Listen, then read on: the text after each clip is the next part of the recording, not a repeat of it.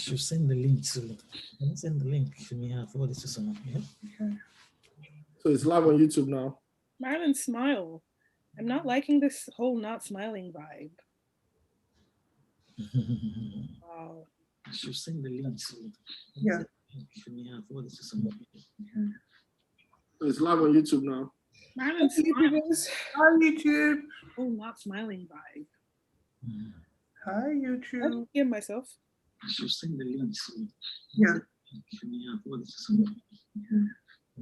So it's live on YouTube now. Yeah. I don't hear myself. Hi, YouTube. Oh, not smiling vibe. I can hear it's Marilyn smile. Okay, thanks, but Now everyone on YouTube knows you don't like to smile. Okay, 7 minutes past. We've waited long enough. Hello, everybody. Good evening, and welcome back to Beyond the Pulpit. We're happy you're here with us today. We're happy to be with each other today. We're all just happy because the sun is out. It's a good day. Okay, so today we are talking about parental pressures. We have a very special guest panelist. I would like to introduce Sandra's mum. We're going to call her Sandra's mum because we're talking about parents. So, hello, Sandra's mum. Thank you so much for joining us. We're happy you're here. Sandra's going to behave and be nice. Exactly.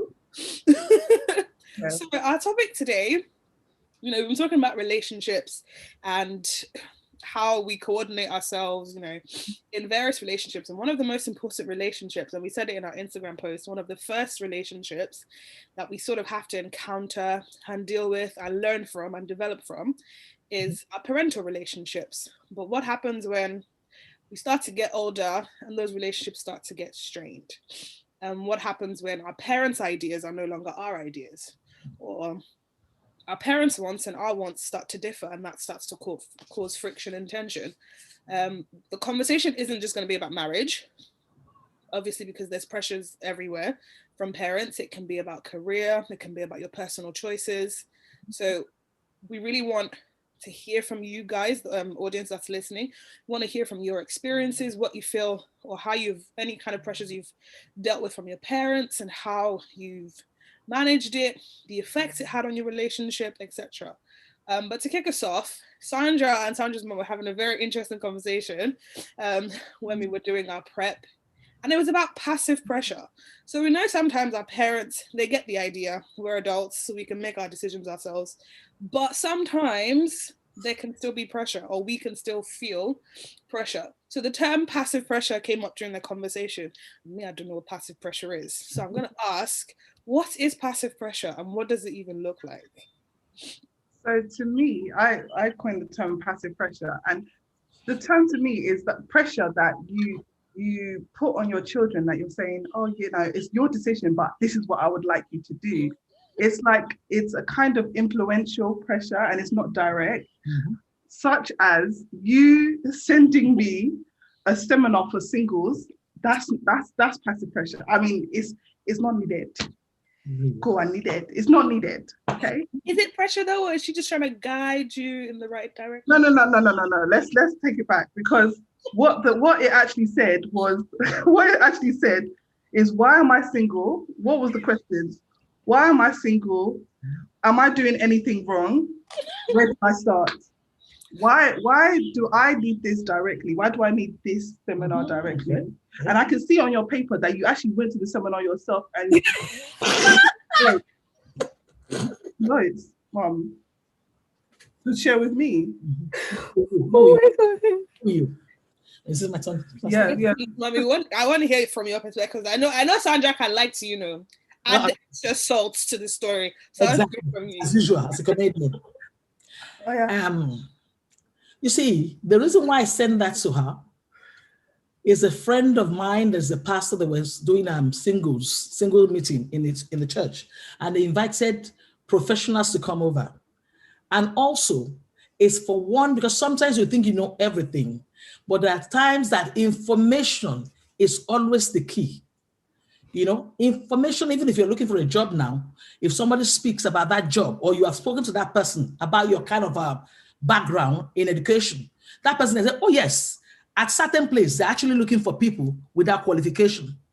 So information brings about revelation, and revelation to direction. Okay, so this one, what was written, I took some notes, and that note says, "Why am I single?"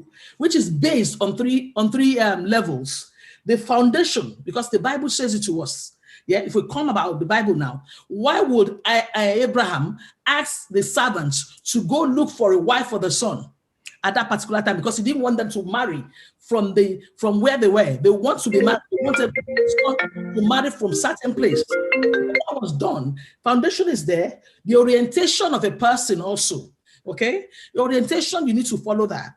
Because sometimes you might say, "Oh, my friend is going out with this one. This is what I want." But you know your preference, isn't it? Mom, so I wasn't pressurizing you. That's lovely. I was actually leading you, helping you also along the way. Whatever you want to do, I'm always there for you. I have a question. I have a question. Yeah. Why haven't you sent me anything about stocks and investments? I mean, there's plenty of seminars. I know that there's plenty of seminars in church about these things. Yes. I have not received any of them. I have received multiple seminars for singles. It's only one I sent you. Mom, there's soap to buy. There's cream to buy for prayer. Like, that's my specialty. You understand? And I'm also, I can't be. It's like somebody who sells clothes. Then you now tell your child to go somewhere else. You can, because you sell the same kind of pattern of the clothes that you wear or the style. I say, "Okay, darling, this is what I'm selling." And it's up to you. I'm not pressurizing you buying it, but this is what I do. And this is what is there. Okay. So it's up to you. And also, apart from that, your friend might want something similar to that kind of thing. Also, my mommy sells something like that. You can go to a store or something like that. I still repeat again, information. You need information to move forward in life. I think the question is, Sandra, why do you feel it is pressuring? Because, like I said, I don't get any seminars on investments, on stocks, on house buying or house ownership. I don't get any other seminars. It's only single. And you've mentioned on numerous occasions that you are waiting for a grandchild. I mean, I cannot pluck it from the air. I know. So there's my energy. You know me. I'm very. But right now in myself, I need a baby. I need somebody. Yeah, you need one. But right now I'm content. And what I'm saying is that you saying you need one is passive pressure to me. It's not because I've said I'm ready. I'm praying for it. Okay, but I need to. I think you know that I'm sure that I want to be a parent at some point. Of course. But I'm not sure if I want to be a wife. Yeah, so that's the hurdle I need to get over first of being a wife, because you can't be a parent without being a wife. Yeah. So that's the hurdle I need to get over first. So right now I'm content and I'm focused on other things. Okay. That is going to come when it's going to come. I think right now the focus should be on my contentment. Of course. Okay. So me going to single seminar, that's not going to. I will continue to send this though. Sandra, can I ask, could it be that your mom on the other end feels like maybe you're not doing anything about it? But would you do anything about something you're content with, though? No, maybe that's how she feels. Do you get where I'm coming from? Maybe that's how she feels. Thank you very much. That's it. So the question is, how do you reassure her that it shall be well? Hello. Let me just point out here that I am one of 5, and they are all of childbearing age. So why don't you go to Jackie or Abraham or Lizzie or Joshua? I mean, why is it me? You are in the hierarchy. You are the on the list, and they follow you. They follow your lead. In fact, Sandra's siblings obey. They follow Sandra. Sandra said, "If I said, oh, this is what we're gonna do," until Sandra said, "Yes, this is what we're gonna do," and then they will do it. They so much rate Sandra even more than myself. The other day they were like messing up the whole place, and I said to Sandra, they didn't clean the living room somehow. Sandra said, "I'm coming over there and I'm taking away your internet." Before I knew it, the whole place was spotless. Yeah, because you have to get creative with. You have to get creative. And then Sandra said, "Can I see the picture of the place?" As soon as they had that, she was talking to me. They ran downstairs and started up the whole place because they didn't want that. So she can go there and say, this is what I'm doing, and she will go because they know her and they look up to her. So for me, I'm a flexible mom. So it's like, well, mommy, yeah, we wouldn't do it. Well, I said, Sandra is coming. When I said Sandra is coming, everybody, because Sandra also, he had this regime because Sandra was in the Air Force in America. She carries gun. She's an order. She has been trained in that way. So she knows how to pass down laws and order to the junior ones. Now, for me, telling me that I'm doing passive, whatever she calls it, is the same way that she coerces those ones to do things and they do it. So me too, I'm not pushing her, but I just say, well, there are some pathways to wisdom, pathways to information. I can relate with my siblings better because we are, is it Gen Z or we're millennial, whatever.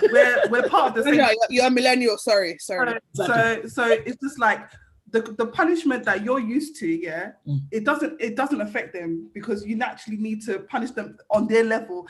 Them having internet taken away is way more than any other punishment that you can give a millennial. They'd look, anything, oh, you're grounded, you're in your room. As long as they have internet, they don't care. So once you take away the internet, that's why they listen, because they know that I can. They know that I can remove it, but you can't remove it. But it's okay, it is where. But look, all of this talk about children, and it's like I'm a happy-go-lucky kind of person. Like me as well. Taking that from me, isn't it? Okay. Exactly.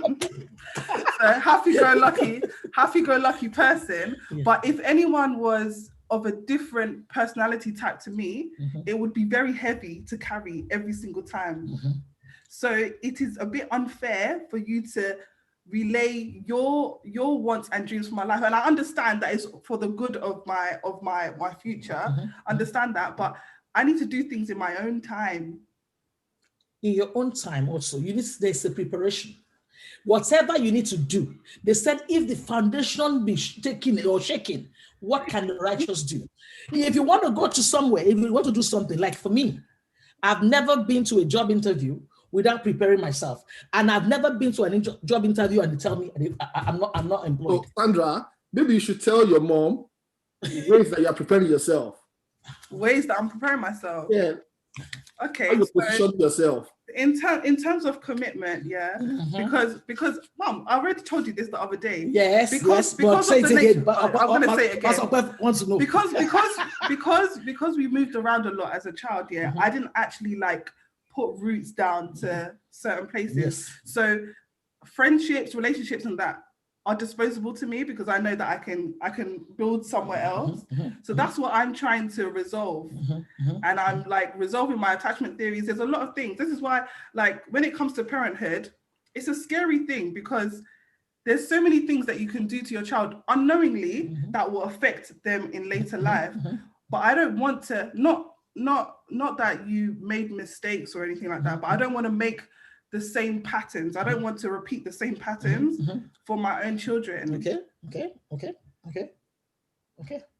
Can I speak now? Yeah. Go ahead. Permission to speak. Okay. You see, if I had to raise you the way I was brought up, I don't think we'll have this kind of relationship. You understand? Number one.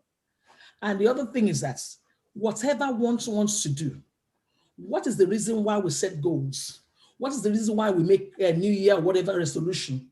But is that you write it down so that nobody, the reason why I'm saying, I'm probably sending you the meeting programs or something like that is because there are some things, a key information you need. Because sometimes we want, okay, I want this guy that has his own house, a car, but what about the foundation of that guy? Because he can have all those things. And then you got married. Then you start to see some cracks in this. What's all this? Because when you have this information, it gives you a leeway to direction. And the direction is that, okay, I want, okay, this and that. You tick, you have to have a tick. And this is the reason why you went there. Foundation matters because the person you are yoking with or you want to get married with, you don't know the background of that person. Because most of the time in relationship, we don't ask that fundamental part of that person. So is it possible for us to say that this concept between both of you that is treasured is more about perspective? Mm-hmm. Yes. Right?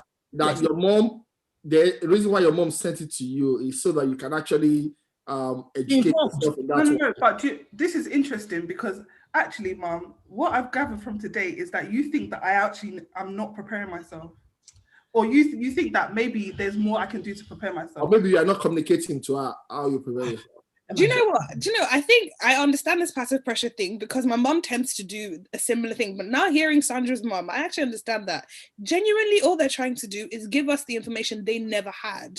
And even when we communicate to them that, okay, mom, I've heard, or okay, dad, whatever I've heard, because it's new information to them that they wish they had, the zeal and the passion to pass it on to us to make sure, no, but you have to know this and this is really important.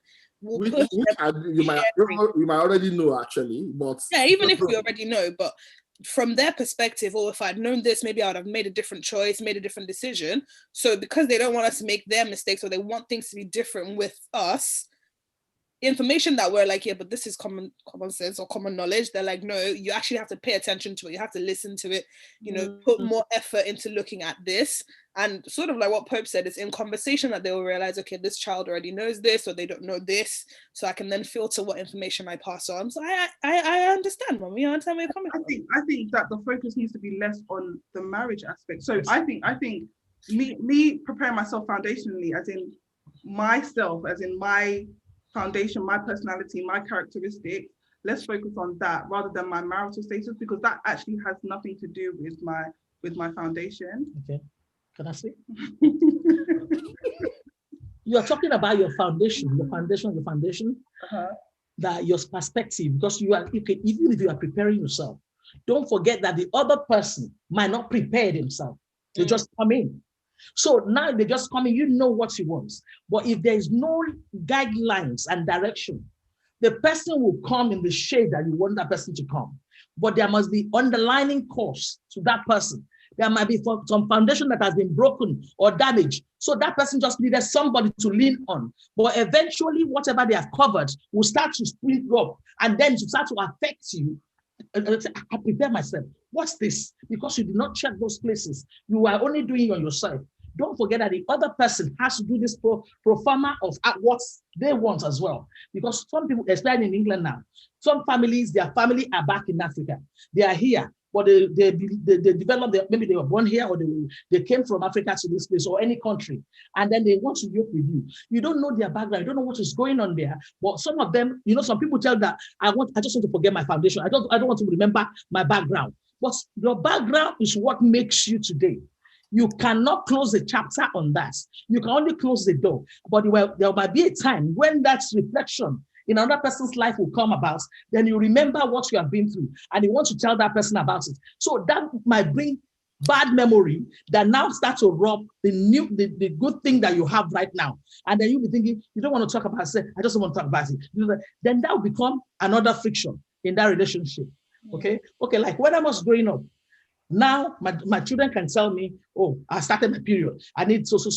In my days, we don't talk things like that to our parents. Even they will tell you when you start, they just say this don't let anybody touch you. Don't do it. It's like, touch me. So if my brother and myself and my brother, we used to have a wrestle because I played football. So when you're doing this, when my brother touched me, I'll go back to my mom. I said, my brother touched me because I touched him. He said, don't let anybody touch you. That's the mentality I had. To the extent that even if on the buses, Pastor Beck can tell you that, when an elderly person comes on the bus and you are seated on the chair, you got up for the elderly, and the elderly might say, oh, sit on my lap. In those days, don't touch me. So you don't want to do that, because you think that by touching you'll be pregnant, because this is how they projected it to us at the time. So it makes us to be running away from people rather than getting closer to get information. So that's the thing. But now you can talk to me. I don't have that kind of relationship. Though I tell eventually myself and my mom, we became so close that I tell her everything. I tell her everything. But now when I'm saying do this, if they showed me this, I think I would have picked the right person. The first person that come my way, I would have married that person. But that's the same thing. But they let me be, because sometimes a child needs to either find their own way, but there will be still there. The parents will still be there for guidelines. Because if anything happens to you, the child somewhere, it will still come back to the child, to the mother. Even if you don't tell the mother, eventually when the mother knows, they'll say, why didn't you tell me? We are going through all this thing. So that's the reason why sometimes it feels that because we are from African background, we think, we are pressurizing our children. But we know, we only just give them the guidelines so that they don't fail or they don't fall. But our story is a bit unique, right? Yes. The fact that I've had a practice run at Parenthood, and I knew from then on, that was exhausting. Like I knew that was exhausting. So it actually slowed down the plans that I had for my life, because I was just like, look, if I have to do that one again, like I'll be here to do it for you. Mom, but you can't be here 24/7. No, I will be. Drop the baby to me. You come out. So long as you're finished breastfeeding, bring them to me. Bring them to me. I will not. It's ready. By the time your baby is 9 months, I want to, because I know there's a twin coming through you. Yes. Receive it. Mom, first of all, look here. I looked after my siblings, for 7.5 years. Yes. And it was very exhausting. Mentally, physically, spiritually, it was very exhausting. But they love you for it. Okay, they love me for it. And But they'll babysit for you. Don't worry. First of all, I wouldn't trust any of them to babysit. Secondly, like I just want to have some of the time that I've lost. I want to have it now. You're having it already. Well, it's not 7.5 years of it. Don't worry, but I'm not waiting for 7.5 years. So. Well, And this is what, and this segues back into our topic today: parental pressures. Because I'm old now. So I don't. Mommy, you still have time. You're not old yet. She's making me to be old now. Oh yeah. Oh, wow. This is what This is an interesting conversation. Okay, we actually have some. Do you think that, let's assume that you won't get married today and you're having your kids. Do you think that the pressure is going to transfer to Jackie? It'll still be me. Why is that? What would be left to pressure you for? And I don't even think it's pressure, but yeah, let's even imagine. It's more. Look, my mom, did you hear that twins are coming? She didn't even say the first one. She didn't even say the first one. I saw she two said boys. twins. And she said, wow. every single time I went to the house one day and she put, there was a note in the middle of her Bible and it was the names of my children. Like, editorial, like, That's why? mommy, I love it. Like, why? Why? Oh my God. In fact, when people say, do you have a prayer point? I say, you know what? I long to be a grandparent. My prayer points most of the time. How do you know our prayer point isn't fighting? How do you know that the prayer that I'm having is God answer my prayers. Oh my goodness. No, this is a good conversation. Okay, so as this conversation was going, we had a few questions come in. So let's take those questions before we then look at a different perspective where, so we've been talking about the pressure being passive, or, just being a case of parents just want to give the children information and, guidance and things like that. So then we can when we go through our questions, I want us to look at what happens when the pressure is very clearly pressure. You either do this or there is consequences. Okay, first question. Does it matter when the child does not have control over the end results that the parent is pushing them towards? It depends. This one is it's kind of like broad, because exactly that person needs to be specific. Yeah, I think so. Of the area, is he career? Is he hobby or something like that? Because sometimes we can see the potential in our children. For me now, I have 5 children, so I know what's each one of them is capable of achieving or doing. Okay, the one that wants to play football, I allowed him. He went to play football. He had an injury of the knee, and said, "Mom, can I say it's up to you? You can build up, because it's like somebody who fall down. Falling down doesn't make you a failure. You can get up, dust yourself, and keep moving.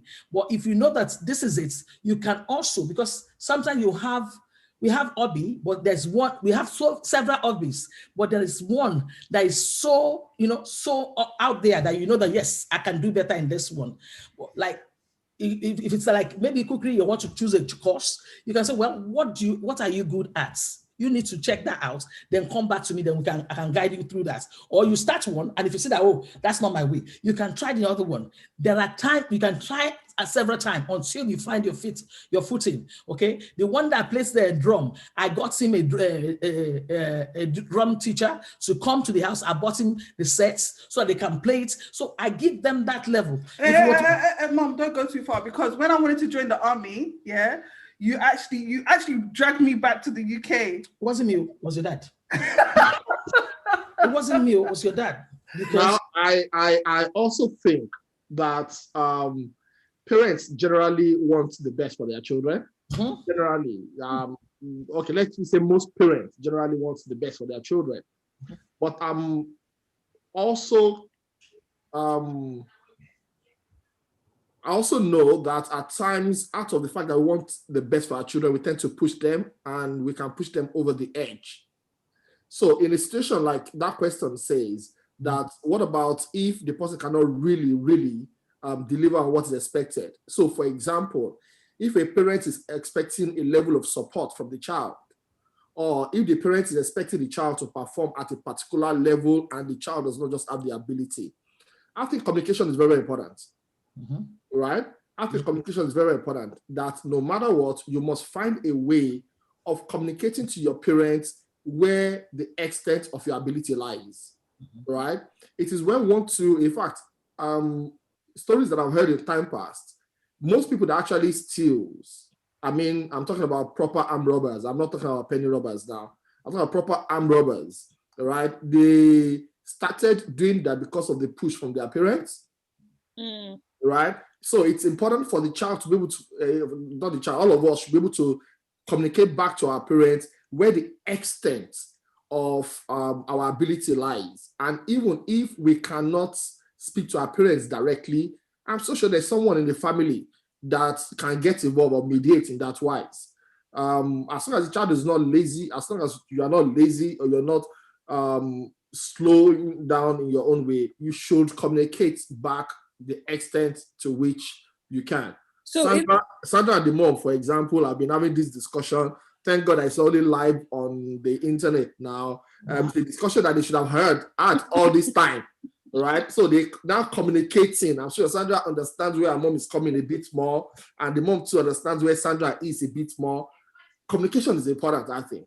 I think Sandra's mom and Sandra's relationship is unique. In situations where communication doesn't flow as easily as it does for them, I don't think communication is always the answer, because I've seen circumstances where, and somebody passed a comment here in one of our Q&A, that sometimes it's not just about passing on information. Some parents want their children to compete with other children because of what they're seeing. And even when you then go and tell such parents that this is where I'm at now, this is what I'm capable of, accept me as I am, because of what they're seeing other children do for their contemporaries, the pressure continues. That's why I said it's better for, if such a situation is there, find a mediator, right? It could be someone in the family, it could be the teacher. Do you get it? It could be the pastor of the parents' church. Find a mediator, someone who can actually speak with them and be open.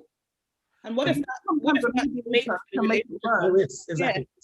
sometimes can make it harder and cause more friction within that relationship? Yeah, if that takes place, then you know that at least you've pushed it. You must just try to push back a bit, you know. And when you've tried to communicate it and it's not coming to you, then you know your ability, stay within your ability and don't let develop a bit of resilience to it. I'm sorry, you're not dishonoring them. Okay, so can we talk about this? Because I remember, I don't know if it was this month that we were having this conversation that you cannot cut off your parents. In this circumstance that we're discussing now, where the child has tried multiple ways to have this conversation with their parent and it's not working out, they've had a mediator come through and it's made things worse. How should the child in this scenario handle it without making that cut? Because let's be honest, the pressure affects us. It gets to your head, it gets to your mind, the way you think about things. It affects you mentally, even emotionally. Sometimes it can have a physical effect because of all those things compounding. So then what do you do? Great. Are you asking me? I'm asking everybody. Honestly, if you're listening and you have advice as well, please share. There's no one. Real life situations. It could be anyone. I would think, and everybody should contribute and chip in. It takes a whole city it takes a whole, how do I would say it? It takes both the old and the young to build a city. So every advice is accepted there. I think that when such a thing occurs, I think let's take Sandra first. Sandra is raising up her hand. I think it was a mistake. I think she's put it back down. Whoever got their hand disappeared. Yeah, she's put it back down. I think it was a mistake. Please put it back up if you wanted to say something, Sister Sandra. Are you still speaking up and stuff? No, go on. She raised you up. Okay. You see, when you talk about communication, I think communication has to begin from the foundation, because at a particular time, a child grows away from that. But when you continue to have that conversation with that child, because I remember when Sandra and the siblings were growing up, I usually we have a date with my children. We have, even when we come from church, we come back, we relate on what they've learned in church. There's a communication going on in that aspect. And then we're able to talk, because if they're in a larger group of the family, they might not want to speak, or they might be saying, you too. But there are times that I call them, take them out, we ask them, where do you want us to go? Some will say cinema, we go to that cinema, we talk about issue and things that is going on around them. For Sandra, because my children, if I want them, I don't compare them with, look at your sibling or look at your cousin. I don't do that, because they are all unique. They are all, listen, they are all unique in their own way. You understand? Because a child that is forced to do something, I remember when I sent Sandra to what's that school? School in something courts. You remember? Christchurch. Yeah. Sandra went there. She was accepted, but when she went to view the rooms, because she has to be in a boarding school. So I don't like that. I don't want to come here. I don't want to go there. You know. But we thought, because she has that potential, but she didn't want to go there. She went to Forest School in Wanstead. She did all the year 11 or 11 plus or something like that. She scaled it. They gave her scholarship. But sometimes just said, she went to Park. But she said she didn't want to stay in Park because I can't use their toilets, Then eventually we have to, because the toilet is so crampy, and the near said didn't want to go there. So there are places that you are pushing us to go, but you just look at that. I don't want to be weird. These people are weird. I don't want to. She will go to school. She will not use the toilets. She will come home and run straight to the toilets. It's like, at a particular time when she said, I don't want to go there. I don't want to. Then we accepted. Okay, that's what we want. Okay, that's fine. Because she's a very, very, she has a strong mind of her own, but we can only give her guidance. No. And I thank God that the communication, there's nothing myself and Sandra cannot talk about.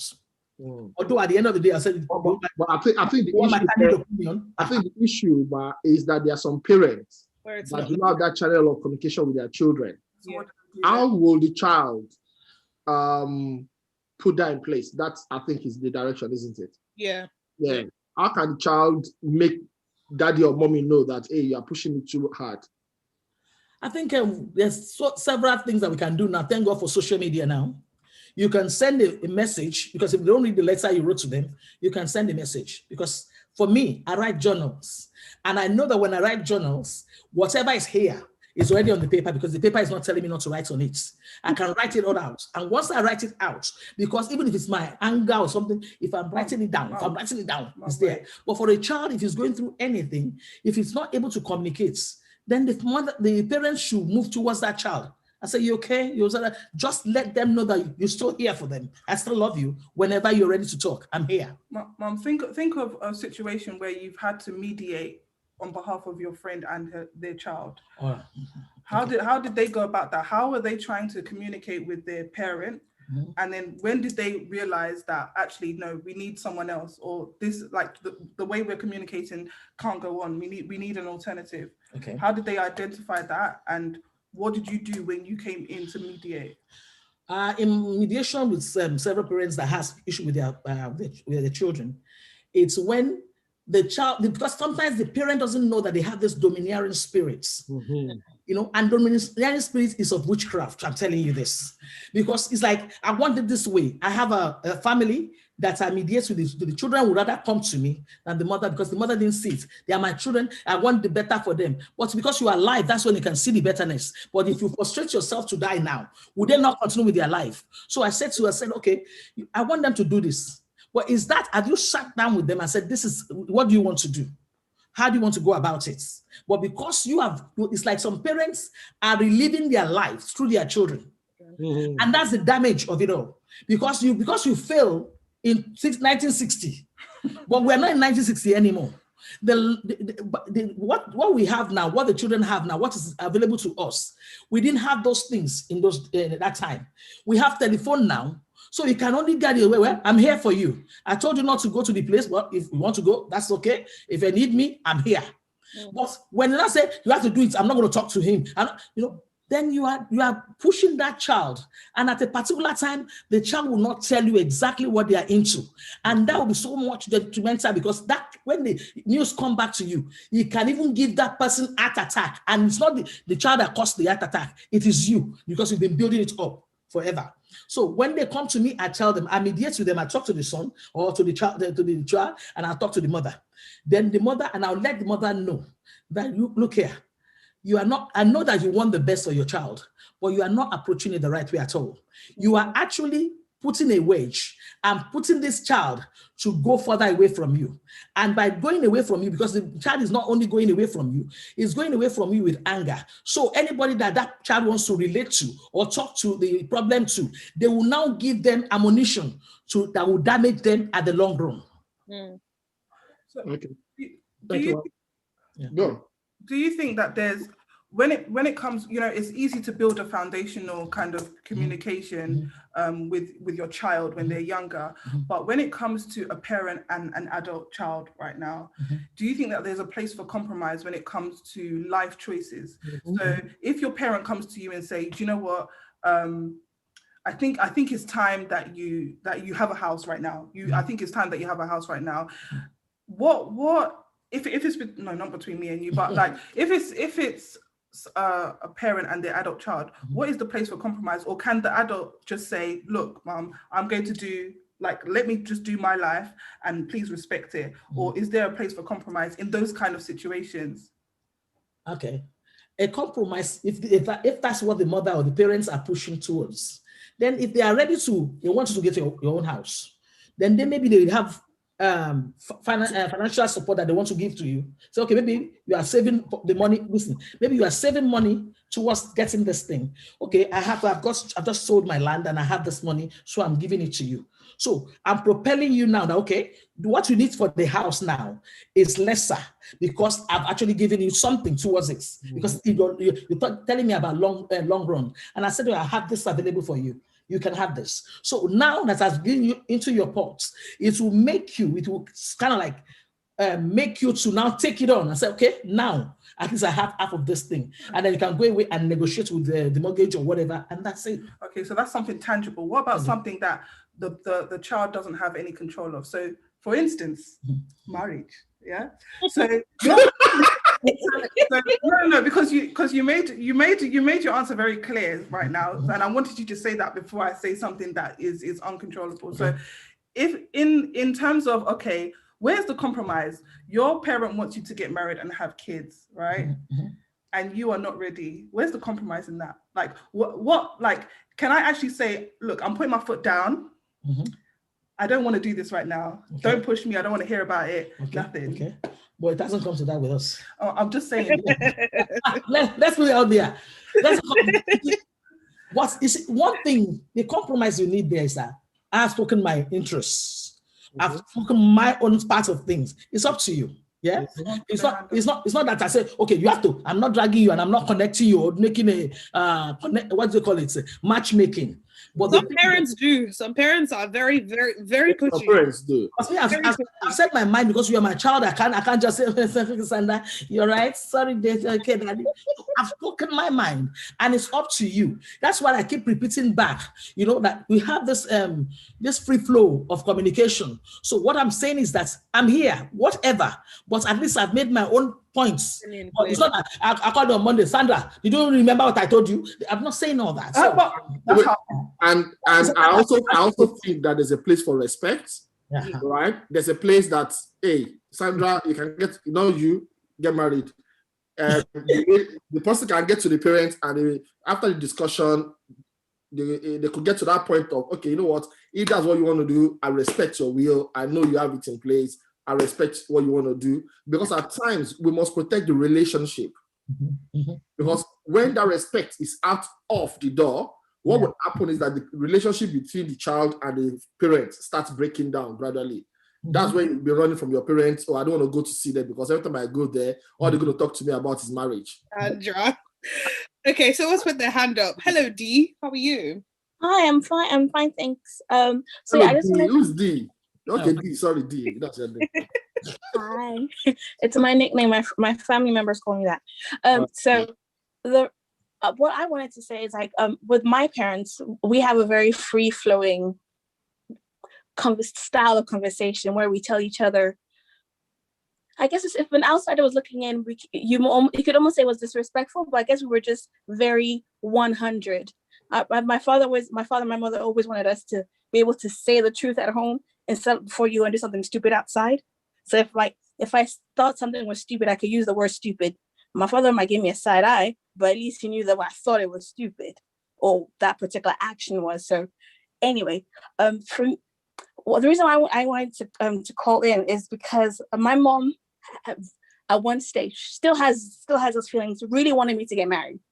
And every Sunday without fail, she would call me after the quick, oh, how are you? The next question was like, have you found somebody? Have you lost weight? See, if you lose weight first, the husband will come. You should start drinking water every single day. There was always you have to get married, Heidi, you're getting old, all that kind of stuff. And it got to a stage where it became unbearable for me. Because initially I was working, and then I had immigration issues that couldn't work.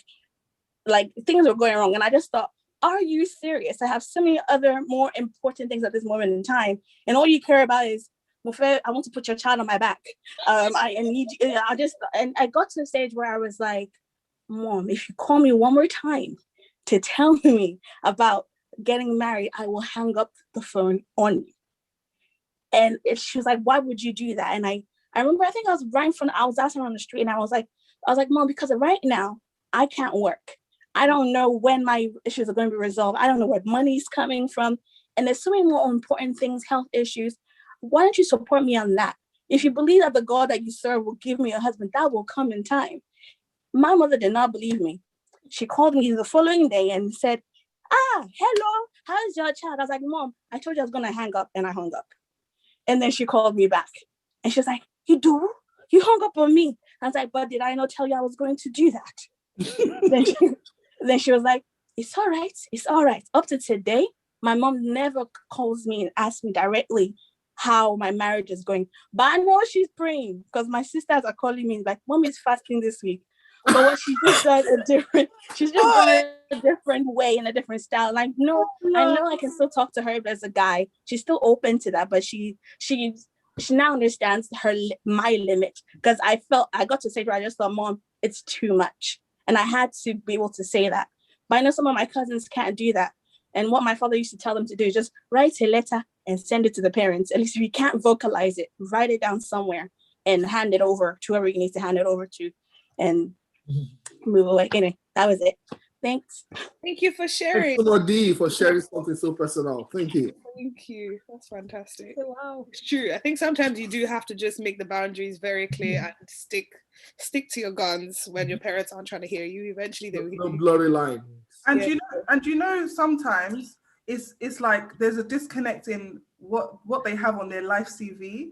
So no, not but it's just like, if they're telling you, oh, you must do something, blah blah blah, and then you look at them and it's just like, but you didn't have it, you didn't do it, you didn't overcome this thing that you're trying to make me chase. So why? Sometimes that's maybe that's exactly why they're trying to make. I'm just trying to get into the psyche of that kind of parent. Maybe that's the reason that they're pushing so hard for their kid to do what they never got to do. It's not fair, it's not nice, but I mean, maybe that's why. Yeah. I think it's a bit, I don't know, because I remember one of my friends, when we got our A-level results, she was crying, heartbroken, because she's got 2 A's and a B. Meanwhile, she was like, my mum's going to kill me, rah, rah, rah. And then when we spoke, she was like, my mum failed all her A-levels. She had to do all this thing. And I was just like, sis, you're still getting into this school that you want to. Like, you can't keep killing yourself over things, even though you're doing well. And like your parent who has struggled, didn't even do these things, is now almost like belittling you for not being clever enough and stuff like that. I'm just like, I mean, so we have a comment here that says, why do parents think they are marriage counselors or advisors when they are barely managing their own marriage? If they apply the same pressure towards self-development, etc., I feel young people will be able to settle down much quicker. But the truth is, I disagree with that point. All right. The reason why I disagree with that is that the best teacher or the best instructor of the trap or the pit ahead of you is the one that fell into it. Absolutely. Right. The mistakes of your parents are all, you don't want to go through that. You will never see it in any books, right? At times, they might be the best person to tell you, hey, don't go that way, because that's exactly what they did, and it didn't go right. But then I think the problem is, looking at Marilyn's example, is the way that's communicated across. Yeah, that's the child has made the mistake. I mean, we don't have to belittle the child. I think if parents are more open about the errors that they've made, I think it would be a way of learning much more than, oh, don't do that, without actually giving the full context. Yeah. Wow. You know, sometimes I realize, I think this year, there's some questions that I've never asked my mum. And it's just like, you know, we say about being open, but there's some topics that, why would they just freely say? Sometimes you actually have to talk and to actually understand, okay, you know, like someone said, oh, ask your parent the journey of them, you know, coming to the UK, or the journey of them doing things. Like, they wouldn't just, I don't know, out of the blue, just tell you like this was their journey, this is what they had to overcome. Sometimes you have to ask. Yeah. Oftentimes we only speak about the successes. We freely speak about the successes and the things that we've done very, very well. But those ones that we did not do very well, you have to question it. Yeah. Not always. My mom offers those information up too freely sometimes. I mean, I'm so sure there are some that she has not told you. No, Hope, seriously, no. Hi, Sister Sandra. No, it's not the Sister Sandra. hello. Sister Sandra, you're on mute. Are you sure she raised up her hand? I did. Me now? Yes. Yep, we can hear you. I mean, I just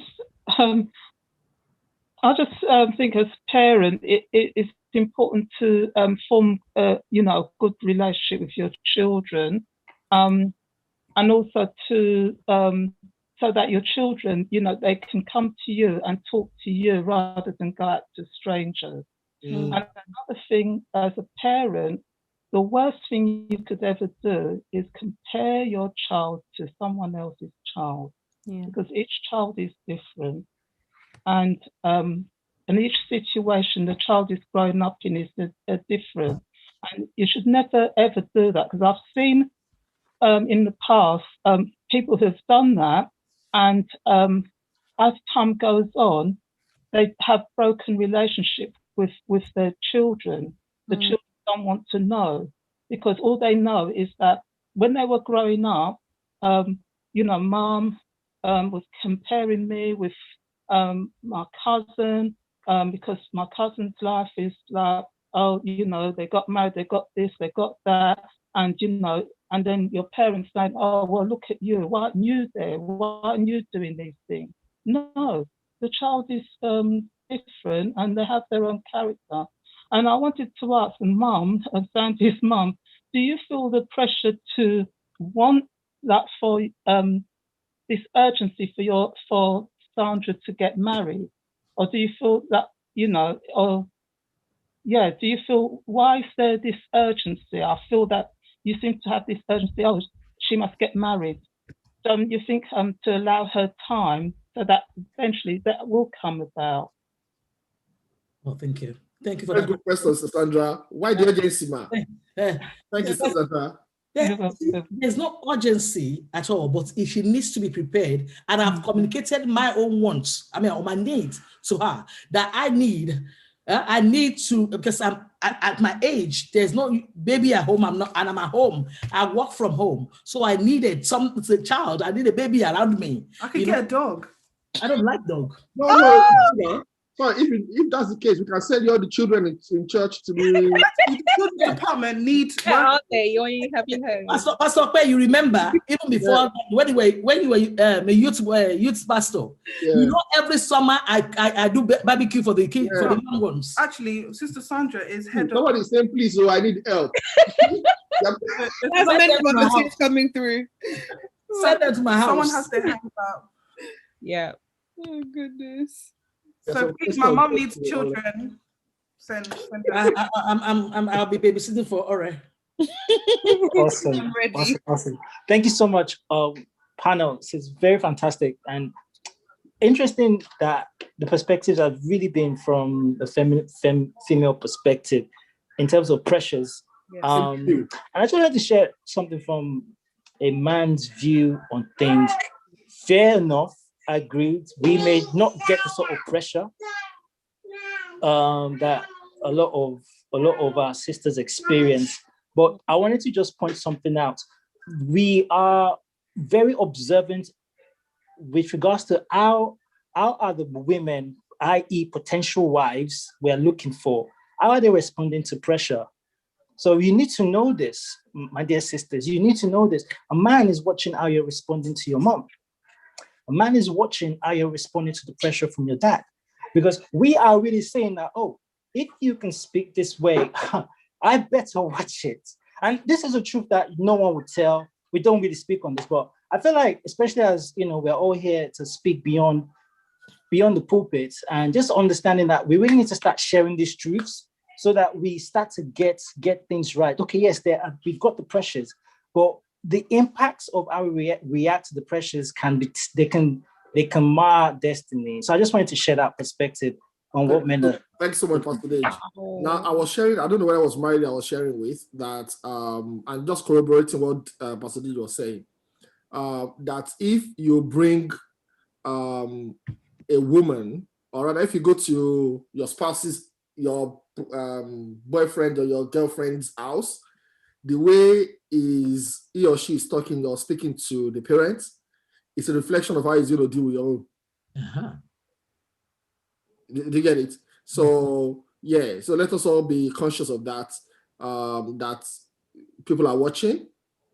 You know, I don't think that's quite fair to say, because I have a relationship that I have with my mom. I wouldn't speak to somebody else's mom in the same way. So, I think the way you and your mom is interesting. That is even special, right? This is not rude.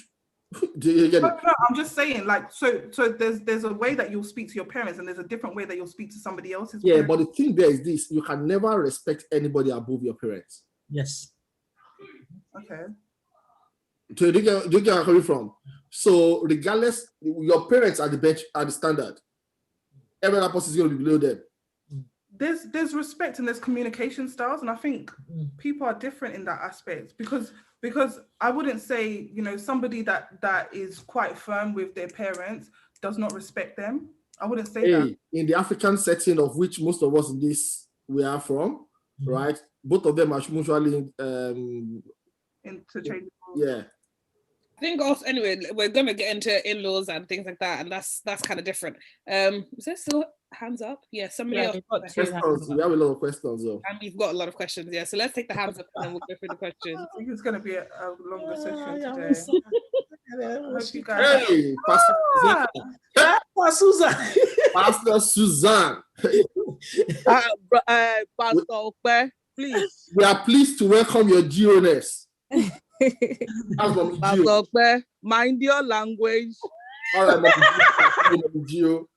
Pastor Susan. Pastor Okpe, mind your language. Good evening, the panel. Thank you very much. Somebody just told me my bishopess, who is in the room, in her room, said log on. So I'm just enjoying the conversation. Yes, Reverend Lucy, thank you. No, it's not everybody that is meant for marriage, but we wish that all our children get married. Yes. I've concluded that in my mind. Yes. Mm-hmm. that because I got married at 22 does not mean my daughter should get married at 22 Exactly. or 23 or 24. Marriage, to me now, in the generation that we live in, we have a lot of rascals. Not even, yes, we have a lot of rascals, even the old and the young. We have a lot of rascals who don't have any regard for God. I'm talking as somebody who knows God now, and I believe everybody on this panel knows God. Give him the benefit of the doubt. If you don't regard God, if you don't fear God, not being born again, there are a lot of born again who don't fear God at all. If people don't fear God, if they don't have people who can speak to their life, it's a danger, danger, danger, danger. So I say there are a lot of rascals. We have to see very well. Let our children watch very well. After all, it's not everybody. Getting married does not take you to heaven. Divorce does not make you not to make heaven either. So let's put that in mind. You can be married and go to hell. You can be divorced and go to heaven. So let's just be watchful. Whether you want Sandra to get married, I'm just mentioning it because it mentions right now that you are working for home, you need something to hold on to. Please go and buy a doll and hold for now. All right. Pastor Susan, thank you so much. You are coming to my house, so don't go I yet. will definitely tonight. Susan, don't go yet. You know I'm not scared of anybody. Thank you. Susan, don't go yet. Number one, I'm not going. I'm here live. Okay. I'm supposed to be on the business Zoom, but I'm here. Okay. We will be taking a session, I think, in 2 or 3 Sundays' time on alternative conception. Am I right?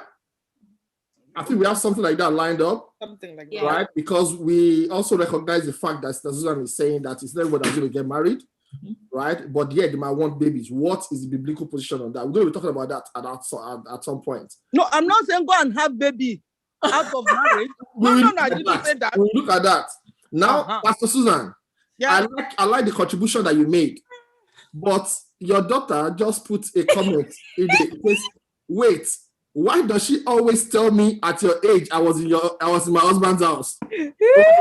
Tell her the reason why I said that. The reason why she should get up and do not ordering people around to bring her food and other things. So at her age, yes, I'm on live. That's why the question that you asked, she's coming to tell me that I'm live on YouTube. That's the question she asked. I'm responding to it. So Pastor Pei is listening to you. Don't talk to me, please.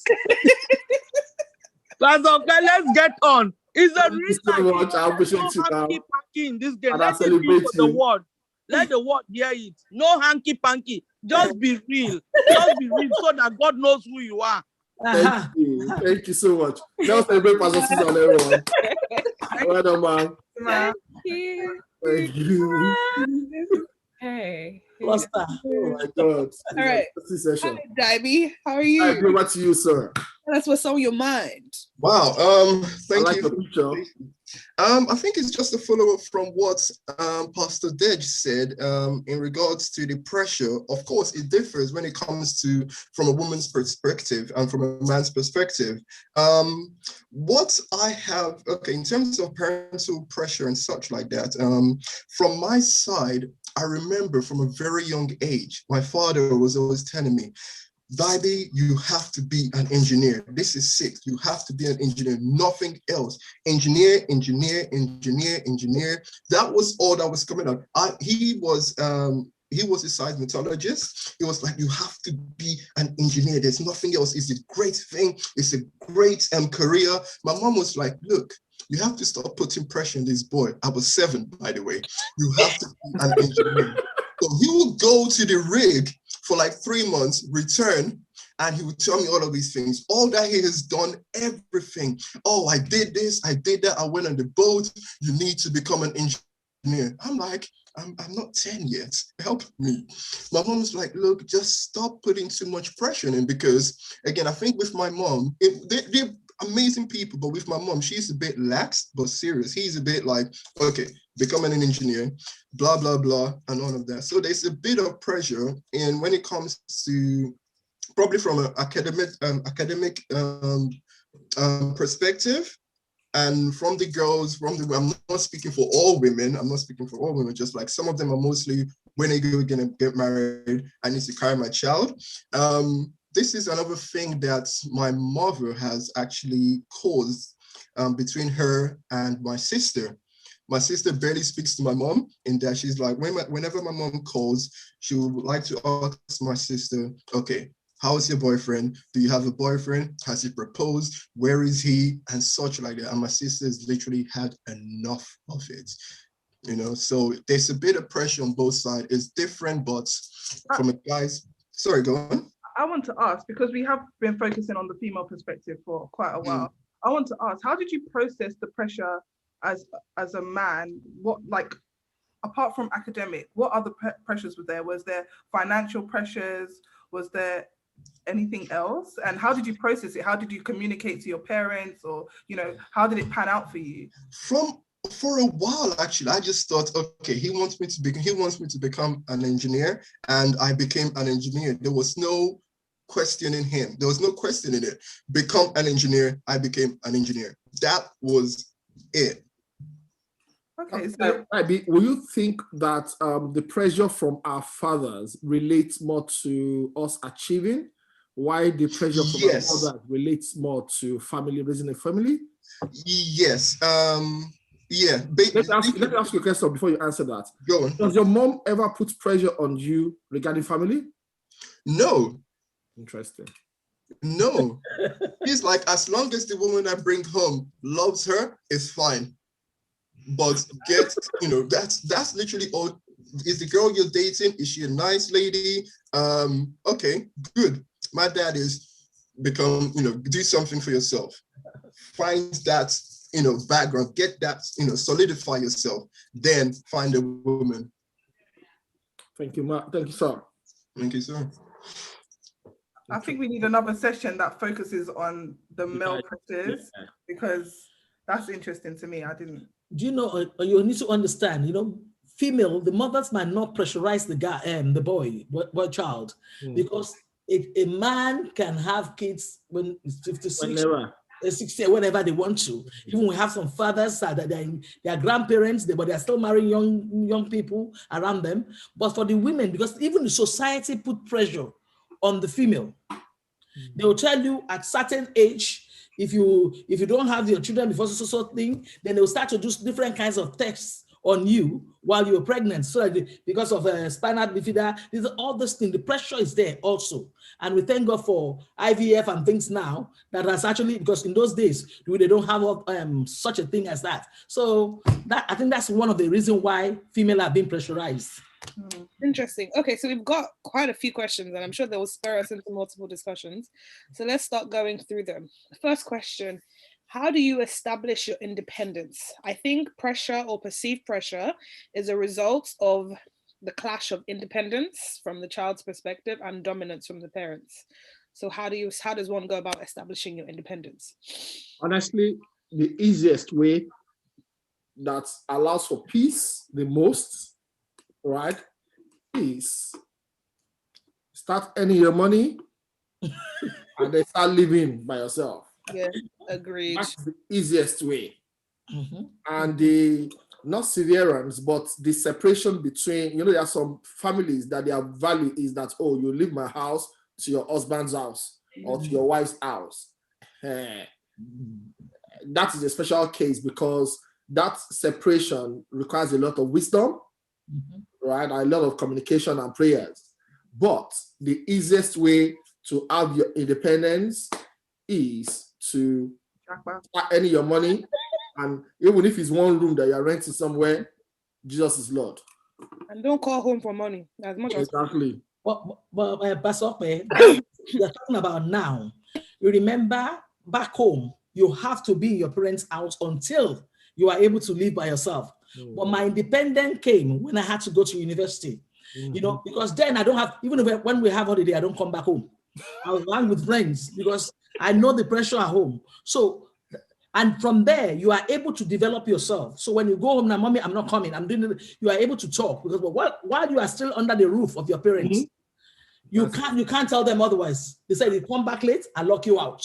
Things like that. So, but when you are in university, They don't know what you are up to and what you are planning. So that's it.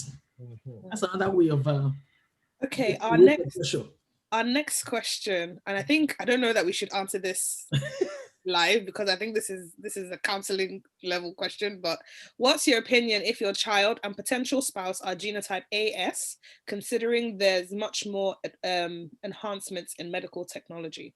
I think y'all got to talk about this in counseling. I wouldn't think all right, so number one, I think it is down to both of them, number one, right? With a lot of education and discussion with both of them, letting them understand what they're going into and what options are available to them, right? Especially from a medical perspective, based on the enhancements that is there. Now, while it is easy for those of today's generation to be aware of this advancement in medical technologies, our parents might not necessarily have those knowledge. So it now requires you to patiently also take them through such a thing and reassure them that both of you, everyone and all the stakeholders are on board on the direction to go. I think it's more like that, but I don't think it's a deal breaker. I used to think so, but I don't think so anymore. I think it is. Yeah. On that aspect, and that's the reason that brings me back to when I started with Sandra, when Sandra was talking about passive, whatever you call it, aggression, pressure. You see, this is when I said, when you found information, it leads to revelation and revelation to direction. Because what I'm saying is that because that's the reason why there's some thick lists. It's not about the package. Oh, it's good looking. It's got a car. There are some other things that you need to put in your interaction. Because some people they go, well, I went on a date. When you go on a date, what do you talk about? Because you need to know, I'm a AA, are you AS? Something like that from the beginning before the attachment becomes stronger. Because going into marriage when you are both AS, no matter the technology, there is a jeopardy of bringing a child in that then you have to nurse that child when you know, because when you have the information, you'll be prepared, even if you want to go ahead with that. So that's it.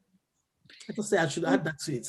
But with technology now, you can decide, you can decide that both of you can agree that you will only get pregnant via artificial means, right? So there'll be genetical separations already from that point on. So there's advancement in technology in that wise, and people of this age are doing that a lot, so that two AS will get married and all of their children will be AS. Yeah, that's very possible. Okay, next question. What happens when one finds the one they believe is their chosen, but because of culture, parents say no? Do parents still have the right to pressurize into marriage when you haven't found someone you truly love? I think just get old before you get married. They'll accept anybody. They will accept anybody, anyone. Man.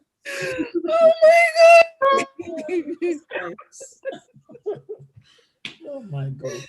Oh my God. You heard it from Sandra. Oh gosh, but on a real though, I don't think they have to answer your last question, do they have the right to pressurize? Generally, they don't. They don't have the right to pressure you into. It's not about right or no right. Yeah. They will still pressurize you whether you like it or not. But the thing there is, I know there's nothing. Listen, we say this, and at times we push it to the back burner because it's become a commonplace or a common saying. The reality of it is that there's nothing prayers cannot do. There's nothing prayers cannot do. At times you need to wait. At times you don't need to force yourself through, but there's nothing prayers cannot do. Exactly. I think, and you need to be secure in your decision, because at the end of the day, after you've done all the celebrations, it's you and that person in the house.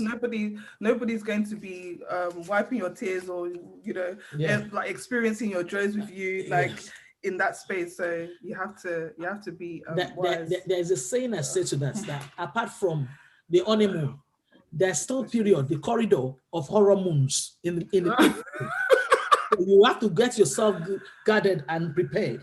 With prayers. We have to get through these questions. Okay. Okay.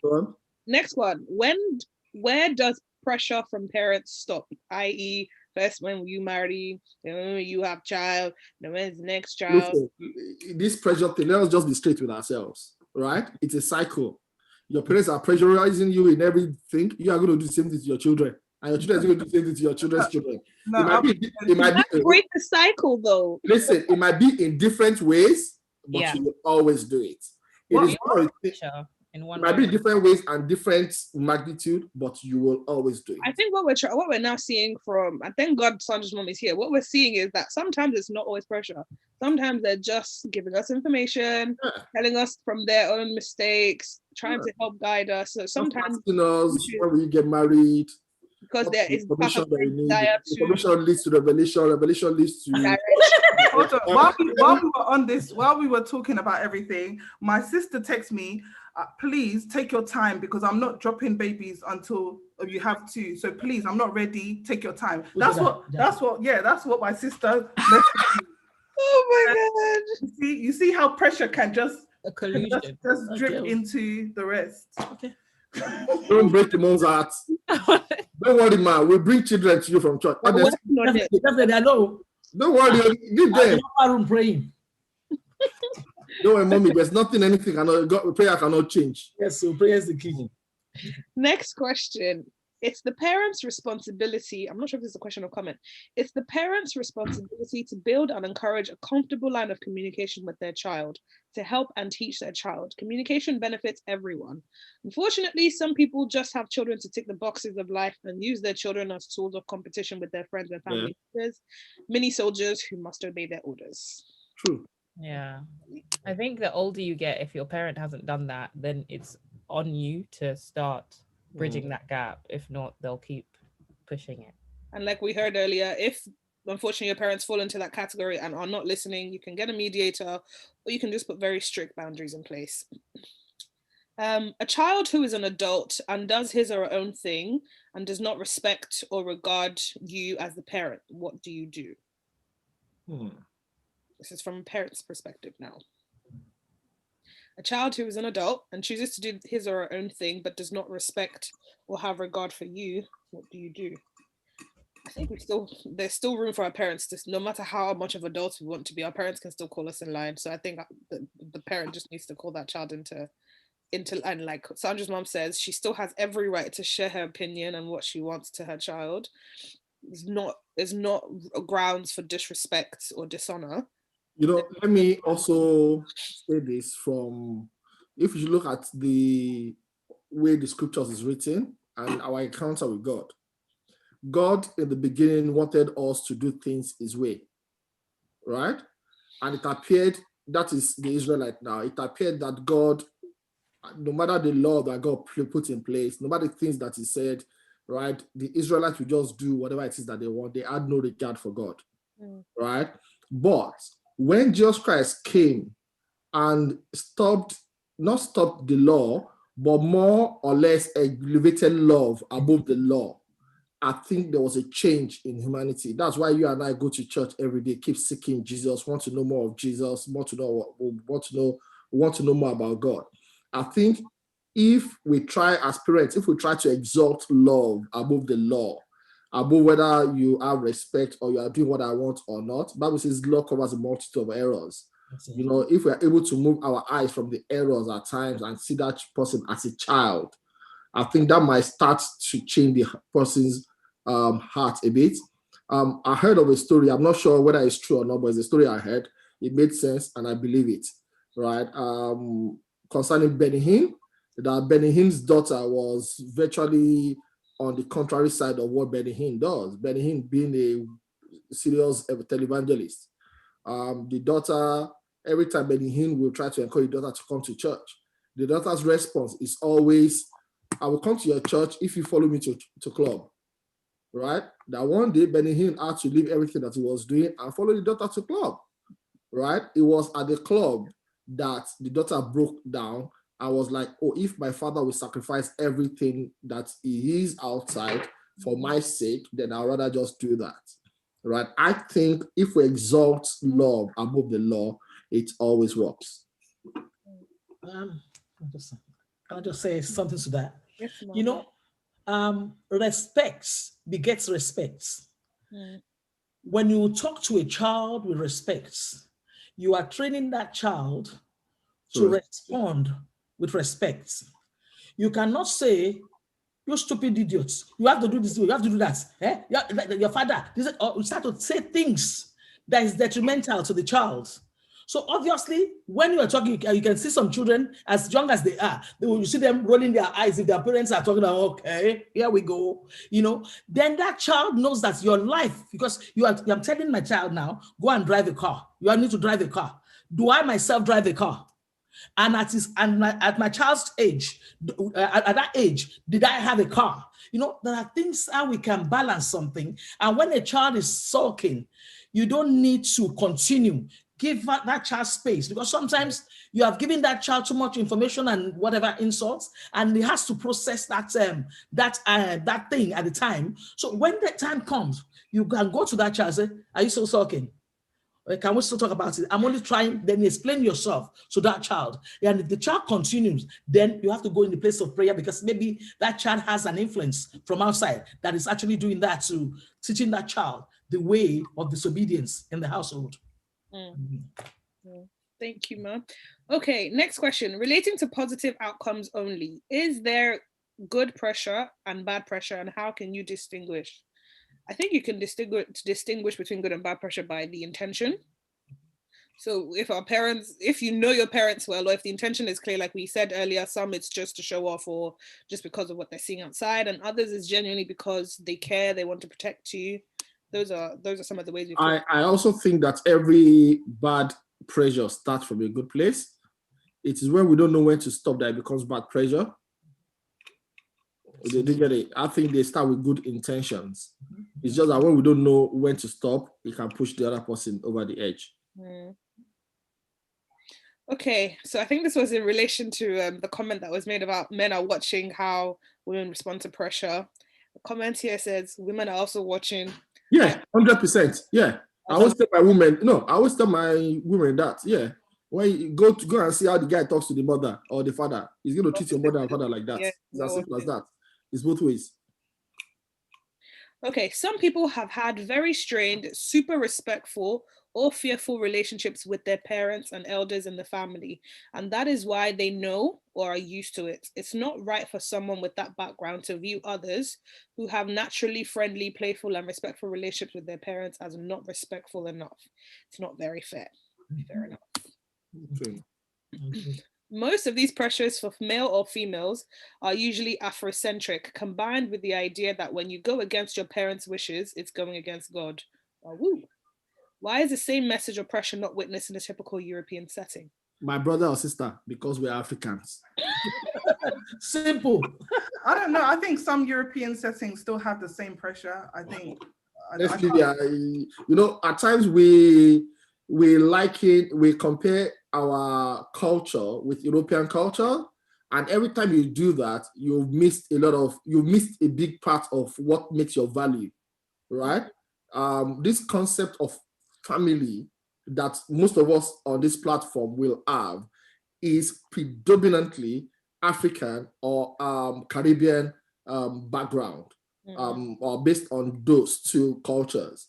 And it's important for you to understand that and understand how things work there, and how it's going to influence everything that you do. So whether we like it or not, we are not Europeans. Simple as that. Do you think that the pressure is religious more than cultural? So I think it's the other way, actually. I always say that I realized two things. Sorry, English is failing me today. Two separate distinctions between the Francophone Christians and the Anglophone Christians. The way we embrace morality and discipline is completely different, right? I've come to realize that the Francophones are a bit more liberal with their morality, and as such, that plays out in their embrace of God, while we are very, very moral-centric, even though it's just hypocrisy, and that also plays out in the way we do God. Interesting. I also think this idea, like, you can't really judge what European households look like because you're not living in them. You've just seen a glimpse of an interaction, and that's what you're using to measure. The second thing is, are these households also Christian households? Like, they affect everything that is done in your household. And the same way you don't want your parents to be comparing you to the jack of next door, if you're comparing your African standards to European standards, like pastors rightly said, you'll be belittling where you're coming from. They'll just never measure up. Thank you. Just gotta accept it. Okay, last question for now. Why would some parents always want the older sibling to get married before the younger one, even though the younger one may be ready and mature? Oh, okay. Let's be more specific. Why would some parents always want the older one, especially the elder sister, to get married before the younger one, a younger brother in this case, even if the younger brother is ready and mature? I think it's a function. It stems from emotional intelligence, right? They're just trying to be emotionally aware of how that might play out on the elder sister, as it were. Because the truth there is, you cannot be sure, even if the sister is saying it's okay, it's okay, it's okay, you cannot always be 100% sure that it's actually okay. Yeah, but what about the brother? Does that make sense? So it's just about emotional awareness rather than cultural or anything like that. So what about the brother in his life? The guy that's ready to marry and have his own family and stuff, what about him? Where's emotional intelligence being paid to his needs and feelings? Yeah, I appreciate that. It's just that, think about it, if the younger one gets married before the older one, the pressure on the older one becomes multiplied. Do you get it? I mean, such is life. You can't just go first because you're born first. It is easy for you to say such is life because you know in the situation. What if the person before you never gets married? Well, listen, I understand all these things, but I'm just saying that is the rationale in people's minds when that's taking place. But in other tradition, that's how it works out. Because I think that's the rules or something in the, like some parts in Calabar and Igbo, the elder has to go first before but it's now we are living in a very open world now. So I think everybody's their eyes are now open. But when you look at the story of Jacob, that's what happened with Jacob. It's even in the Bible.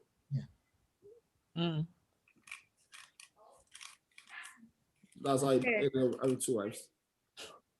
So we have a final point from Sister Sandra. Do you want to add her to make the final point before we round up tonight? Hello, Sister Sandra. Welcome back. Over to you. Well, I didn't actually have much more to add. I think we've covered most of this, and I agree with some of the points that's made. In terms of having parents, their relationship, but also it is important that the relationship you have with potential spouse is so important that you need that before marriage you need to get to know these people, like the other person, and not just it's not just about getting married and having children, but it's important that the person that you're with, you have to get to know them more, get to know them, their character, their ways, and know something of who you're being with. Because if not, if you rush into something like this, you can spend a lifetime regretting it.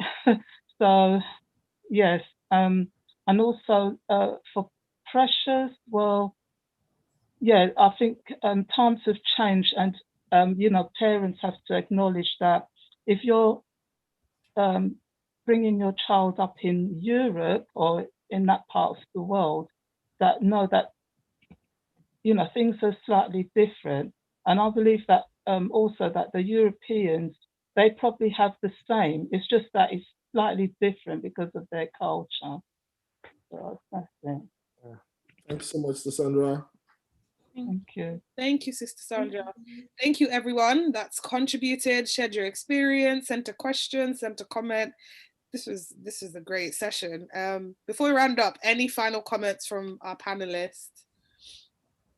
Pope, one line, one word. This is what you always Parents, please take it easy with your children. Children, honor your parents.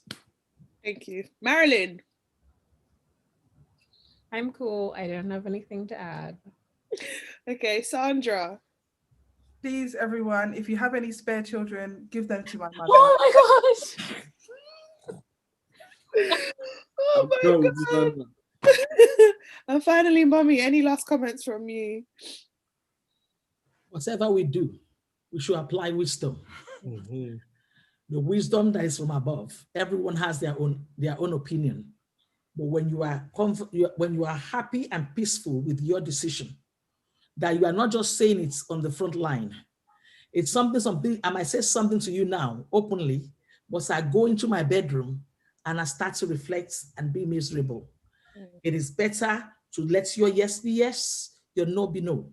And then know that everybody else has their own agenda. And sometimes they are not pressurizing you. They are trying to think, they're bringing their opinion. And it's up to you to take it or not, okay? But do not think that other people they may not feel what you are feeling.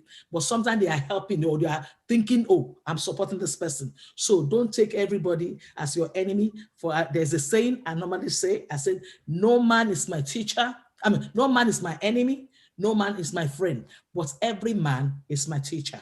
That's it. Thank you, ma'am.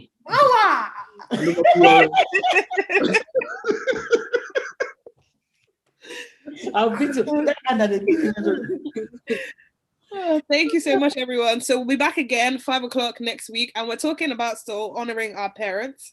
And then in 2 weeks' time is Mother's Day, and we'll be having Sandra's mum back with us again, as well as many other moms, just to discuss motherhood. So it's going to be a very interesting 2 weeks.